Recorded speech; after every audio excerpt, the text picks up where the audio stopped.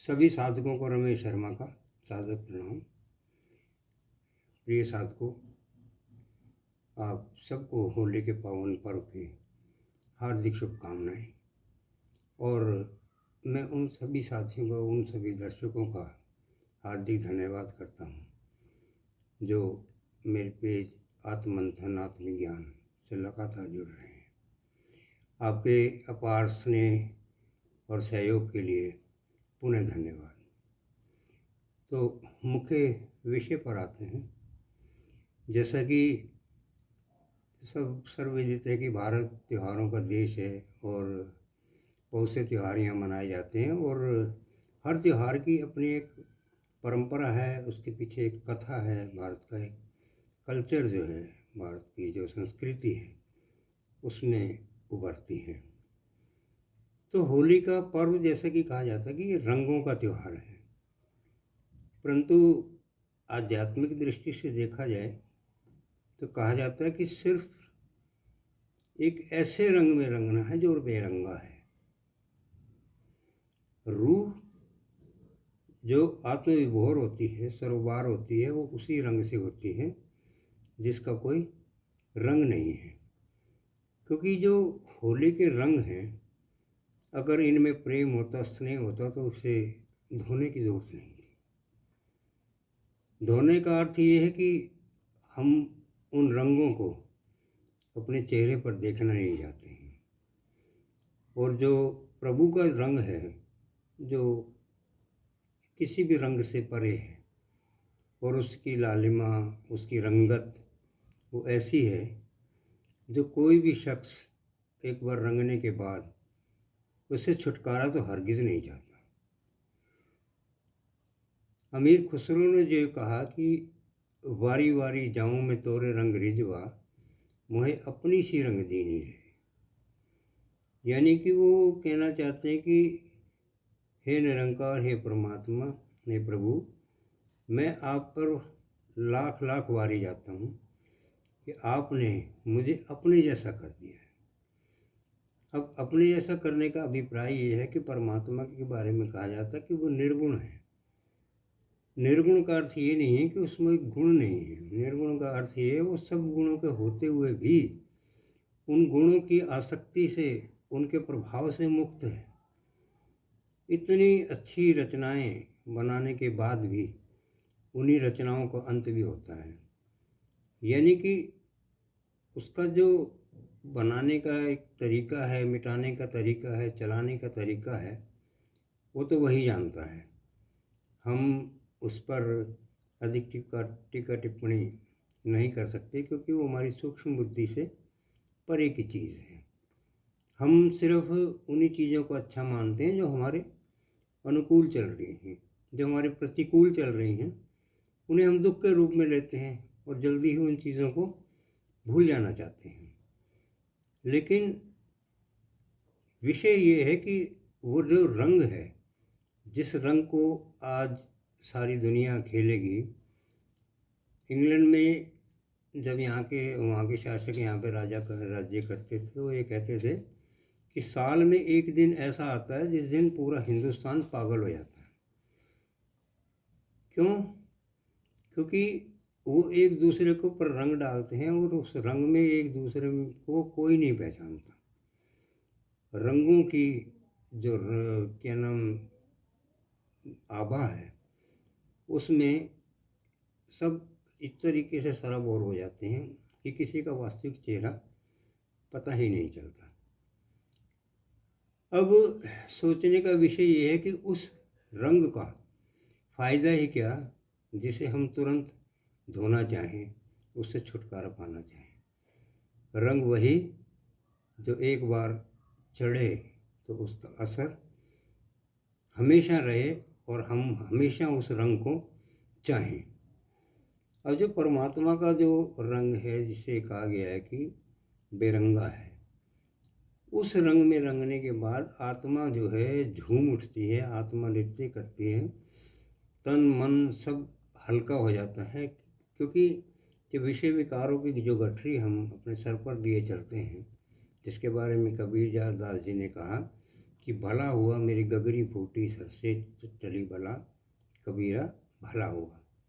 अब कबीरदास जी कोई जो है मटकी लेकर पानी की नहीं चलते थे। उनका कहने का अभिप्राय ये है कि हम अपने सिर पर ये विषय विकारों का जो मटका लिए चल रहे हैं, उसकी बोझ से बिना वजह ही दबे जा रहे हैं। ये मटकी फूट गई तो मुझे तो बहुत ही अच्छा लग रहा है, क्योंकि मैं अब हवा से हल्का हो गया हूँ और एक उन्मुक्त पक्षी की तरह हवा में उड़ान भर रहा हूँ, परवाज़ कर रहा हूँ।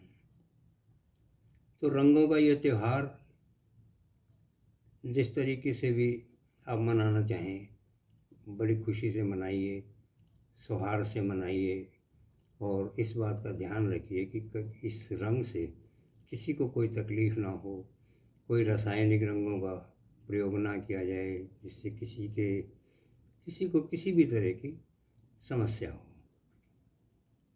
रंग वही जो आदमी की रूह में उतर जाए, और कहते हैं रूह जब वज्र में होती है, रूह जब आनंद में होती है, उस समय रूह की आदमी की जो शरीर की स्थिति होती है वो रूह से भिन्न नहीं है, क्योंकि आत्मा इस शरीर का जो है प्राण है, और अगर प्राणों को समस्या है तो शरीर कितना भी सुंदर हो वो निरर्थक ही दिखाई देता है। और एक चीज़ कही गई है कि जो हमारे विचार हैं, वो विचारों का प्रतिबिंब जो है वो रूह है। अगर हमारे विचार जो है सात्विक नहीं हैं, हितकारी नहीं हैं, तो रूह उनको कभी भी स्वीकार नहीं करती है, किसी न किसी रूप में वापस हम तक भेज ही देती हैं। एक छोटा सा प्रसंग है कि एक साधु के पास एक व्यक्ति गया। उसने कहा कि मैं साधु बनना चाहता हूँ। तो उसने कहा अच्छी बात है। तो उसने कहा कि लेकिन मैं व्यसनी हूँ, शराब पीता हूँ, जुआ खेलता हूँ, व्याभिचारी हूँ। उसने कहा तो ठीक है, तुम जो भी करते हो, जब परमात्मा को वो तुम स्वीकार हो तो मुझे तुम्हें स्वीकार करने में परेशानी ही क्या है। हाँ, तुम मेरे शिष्य बनना चाहते हो तो मैं तुमसे सिर्फ इतनी ही आशा कर सकता हूँ कि तुम जो भी कुछ करते हो ना, वो बस मेरे सामने मत करना, बाकी तुम जो भी करो वो तुम्हारी इच्छा पर निर्भर करता है। अब 2 महीने 3 महीने वो उस आश्रम में रहा। अब 2-3 महीने आश्रम में रहा। शुरू में तो उसमें थोड़ी सी समस्या हुई कि गुरु के सामने मुझे शराब नहीं पीनी है, सिगरेट नहीं पीनी है, कोई ऐसी बात नहीं करनी है। लेकिन धीरे धीरे वो उस आदतों से थोड़ा सा उसका छुटकारा सा मिलने लग गया। जो पहले हुक उठती थी वो हुक कम होनी शुरू हो गई। 3 महीने के बाद वो आश्रम छोड़कर चला गया। उसके बाद 3-4 वर्षों के बाद उस व्यक्ति से फिर मुलाकात हुई, उस साधु की। तो साधु ने पूछा कि अब तुम्हारी वृत्तियों का क्या हाल है। उसने बहुत ही सुंदर बात कही कि महाराज, आपने जो बात मुझे कही थी ना कि जो भी तुम कृत्य करते हो वो मेरे सामने मत करना, उसका असर ये हुआ कि यहाँ से जाने के बाद जब भी मेरे मन में ऐसा कोई भाव उठता तो मेरी आंखों के सामने आपकी तस्वीर उभर आती, और वो तस्वीर धीरे धीरे मुझे ऐसा लगने लगा कि मेरा इष्ट जो है मुझे उन चीज़ों से अलग कर रहा है, और किसी न किसी बहाने उन जो दुष्कर्म थे उनसे कोई ना कोई किसी न किसी रूप में मुझे दूर ले जाता था। तो मैं इसे आपका जो है आभार समझता हूँ कि आपने मेरे जीवन में मुझे एक नई दिशा दी। तो साधु ने कहा कि कोई किसी को दिशा नहीं दे सकता, सबका एक समय है। आदमी बदलना चाहता है तो वो स्वयं ही बदलेगा। हम सिर्फ जो है दुआ कर सकते हैं, करना तो आदमी को ही है, क्योंकि कर्म जो है प्रधान है, और बिना कर्म के कोई भी फल नहीं मिलता। आज के लिए इतना ही।